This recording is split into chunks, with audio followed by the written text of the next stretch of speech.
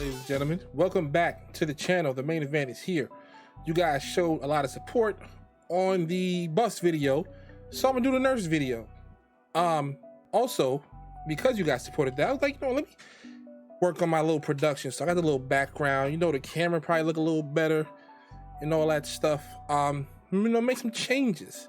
So let me know how you feel about those in the comments. So for this video, we're gonna talk about five Pokemon that got nerfed and alternative uses for them, because I feel like people hear the word nerf and they think useless now, which is not the case. Nerf just means you lost some tools. Doesn't mean that does not mean that you don't have other tools. So the first Pokemon I want to talk about is Lapras. Lapras, big nerf losing its G-Max form. So no Aurora Veil for it, right? That big tanky Pokemon behind an Aurora Veil, big weakness policy user. It was one of the best Pokemon all of previous VGC formats, especially restricted formats. So now we're left with just base Lapras. How can you still use base Lapras? I think there's two ways in my opinion. One, because it's so bulky and it's so slow, you can still use it as a Perish Song user, right? Eat some hits, get Perish Song up. You can give it the shell armor so you don't get crit and knocked out during your countdown for turns. There's ways you can do it. You can give it an item for recovery. You can give it a Wakan or a Rindo for survivability. You can give it leftovers. You can give it a lot of different items to keep it healthy. I think that's one alternative use for Lapras, which most people are pretty sure of. The second is, I think you could use it as like your designated Kyogre check. It gets access to freeze dry and water absorb. So Kyogre can't really touch it. It can use Thunder, but that's not going to knock out your Lapras. And you can hit him with really, big freeze dries in return, which is super effective to water types. And it also counters Thunderous really well too. So I think Lapras is a really good Perish Song user. Might be like arguably the best one, maybe. I guess you can use it with Gothitelle, just because Gothitelle's viable again.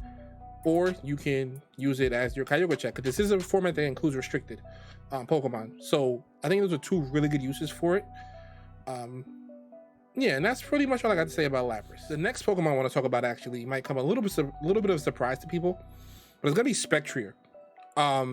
Spectrier got a really big nerf by not being allowed to use Dynamax, because what ended up happening with Spectrier, it becomes a little bit more predictable, because what happened with previous formats is people weren't sure if you were going to max it and just start letting off big life orb attacks, or if it was going to use like Snarl, Bulldoze, Will-O-Wisp, stuff like that, or a mix. You could use the mix set. And I think that was a really, really big issue for people who had to face it. But now it lost its biggest weapon, which was Dynamax. So now Mudshot is not as good anymore. Hyper Beam is not as good because it can miss, and it has a recharge turn, and it's not going to do as much damage as Max Strike. Well, no, it'll do as much damage as Max Strike, but you don't get to lower the speed. You got to recharge, and if you miss, it could be bad. And then alternatively, it's not going to be as good because the Calyrex Shadow is available, and it's like chances are you probably just use Calyrex Shadow. You use Calyrex Shadow. Even if you don't want to use Calyrex Shadow, right, it's going to be hard to run Spectrier, simply because there's opposing Calyrex Shadows out there, right? But I think you can still use it mostly as a support set. I think a good Focus Sash on your Spectrier could be good. You can still use Will-O-Wisp and Snarl. Those are two great tools.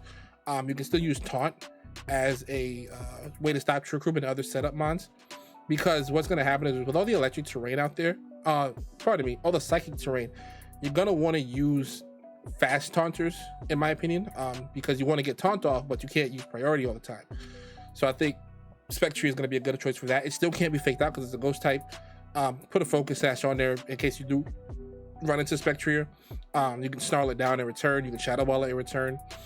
So it does still have some usage, just not as much usage as it did before. This next one hurts me the most. It's going to be Thunderous.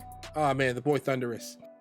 With Thunderous, it got access to its healing ability, and it got access to max airstream, which was like so good for it because you couldn't intimidate it, and with the max airstream, it was just like blowing things up, and it was getting a speed boost every single turn. So it was getting faster, and if you got intimidated and forced an intimidator out, it would get stronger. It had max knuckle to boost its own attack, max lightning, which is just a big nuke button. It doesn't have access to that anymore, right? So huge nerf, not going to be nearly as good. However, I think you still can use it a couple of ways. I think you can keep Define on there. I think you can change the moves. You can still run Superpower, Wild Charge. You can still run something like I think it has Lash Out and Crunch. I think Dark type moves are still going to be good for that, especially within like an Assault Vest as a Calyrex counter if you want to use it that way. I think it'll still be good for those reasons. Obviously Prankster, you can still use Thunder Wave, Airy Impulse, which are great moves. It can do that, but what I think might be a tricky way to use it, I think you can actually keep the Define ability on there, give it like Wild Charge as its main attack move, and still have the support moves because it's very fast, right? Speed Control is going to be a little bit less prevalent because of the lack of max airstream in this format.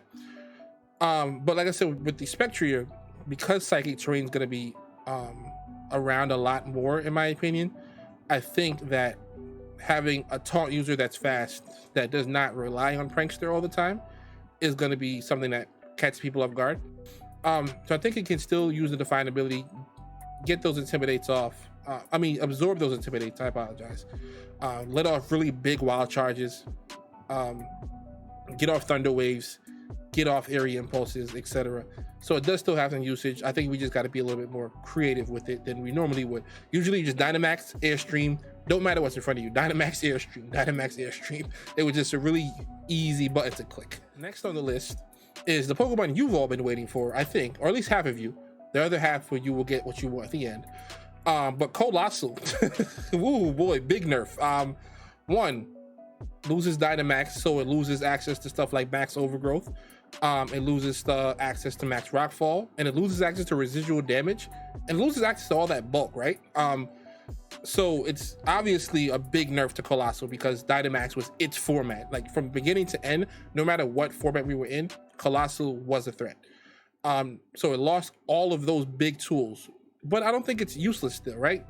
I think it can still have a lot of use because its speed on its ability is still really good. Obviously now you're not going to want to Surf or Aqua Jet into it because that would just not be good. You're going to kill it because it doesn't have all the extra bulk.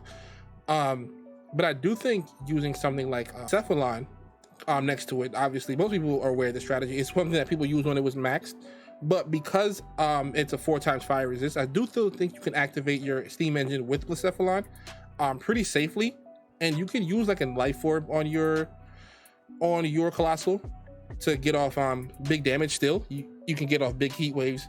You can get off Ancient Powers, which are not a great move, but it's all right. You can get you can get like an Omni Boost tools from Ancient Powers. If you get really lucky with that, it could be useful.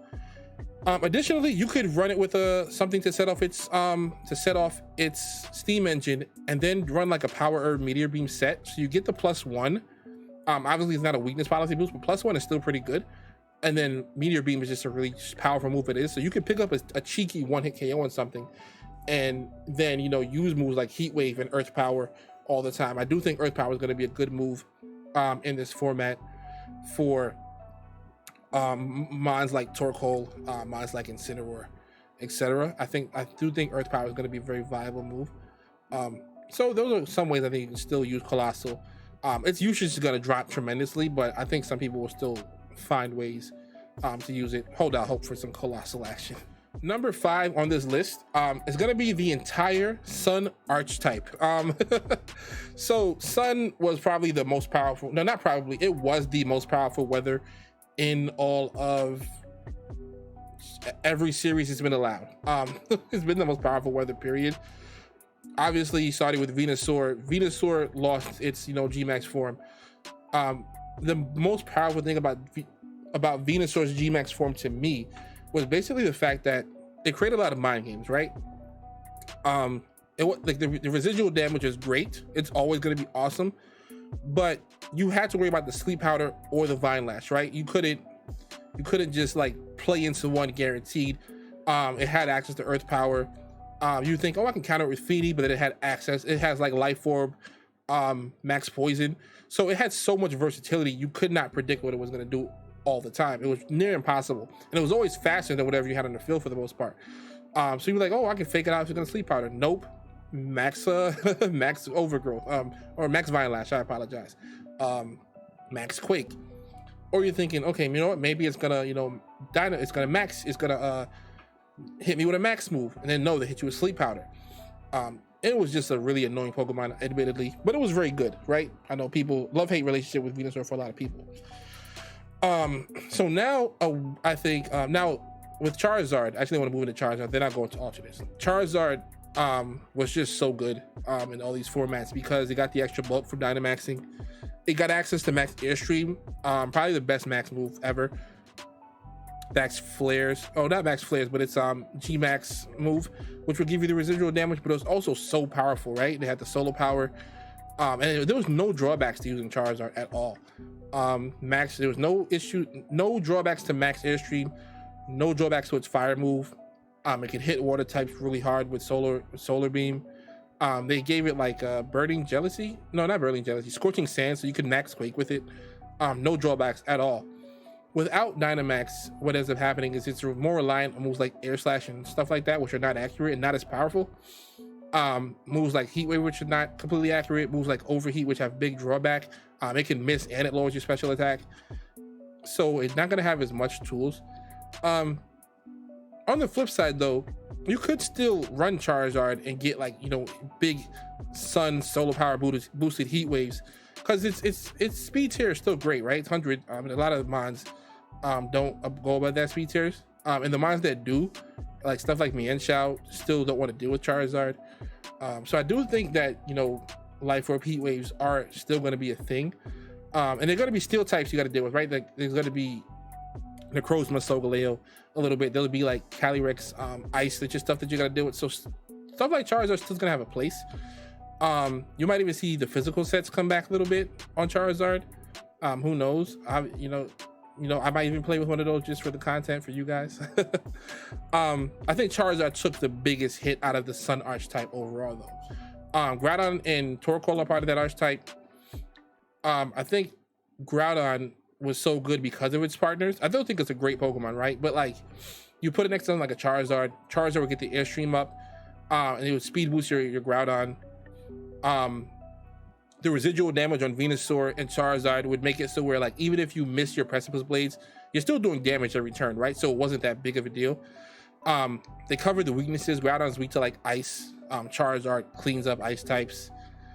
Groudon's weak to like water types. Venusaur cleans up water types. They covered his weaknesses so well. This goes for like a little bit of Torkoal as well.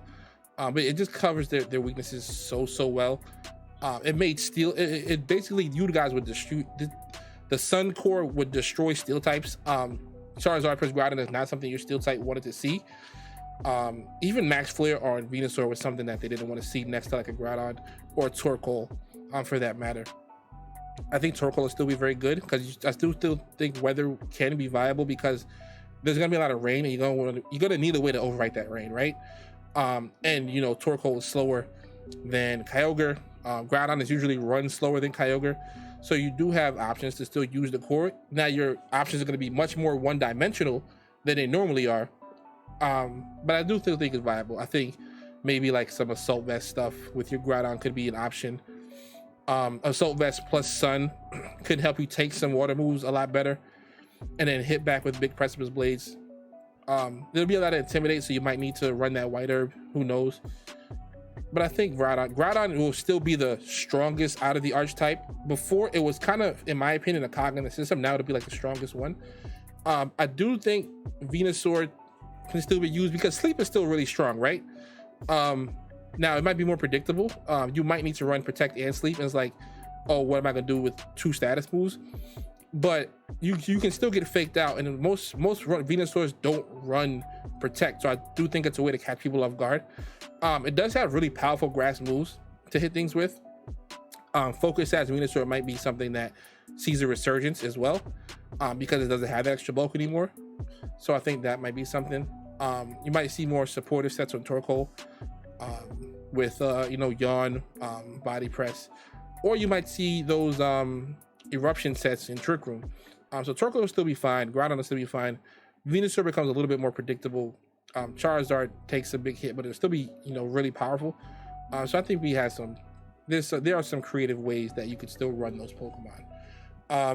And I think that's the list. That's we went Lapras, Spectria, Thunderous, Colossal, and Sun. I know obviously that's more than 5 Pokemon, but all the Sun Pokemon felt like they go well together.